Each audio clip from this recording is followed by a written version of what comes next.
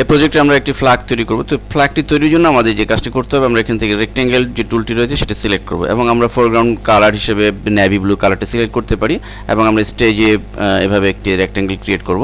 দেন আমরা এটিকে ফ্ল্যাগে রূপ দেওয়ার জন্য আমরা চলে যাব ফিল্টার মেনুতে এবং সেখানে আমরা ডিস্টর্ট নামে যে অপশনটি রয়েছে তার আন্ডারে আমরা টুইস্ট সিলেক্ট করব এবং টুইস্ট থেকে আমরা এখানে 45 ডিগ্রি দিয়ে দেব। দেন ওকে বাটন ক্লিক, ফলে এটি ফ্ল্যাগের অনুরূপ হয়ে যাবে।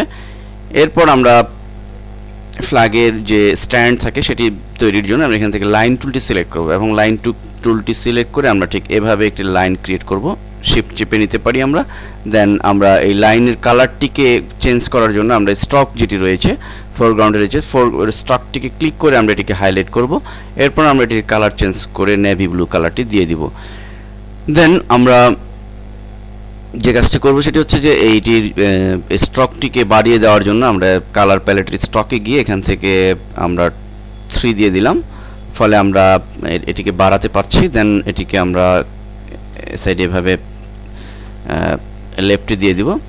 এরপর আমরা ফ্ল্যাগটিকে একটু মুভ করার জন্য রোটেট টুলটি সিলেক্ট করে একটু সামান্য উপরের দিকে রোটেট করে দিব যেন এটি পারফেক্টলি শো করে। এরপর আমরা ফ্ল্যাগের উপরে যে একটি সার্কেল রয়েছে ঠিক এটি করার জন্য আমরা রেক্ট্যাঙ্গেল টুলটি সিলেক্ট করে এখান থেকে যে ইলিপস টুলটি রয়েছে সেটি আমরা ক্লিক করে শিফট চেপে ছোট্ট একটি সার্কেল ক্রিয়েট করব। আমরা একই কালার দিয়ে দিলাম নেভি ব্লু। তো এভাবে আমরা আমাদের যে সমস্ত অবজেক্ট রয়েছে সেটির মাধ্যমে আমরা একটি ফ্ল্যাগ ক্রিয়েট করতে পারি।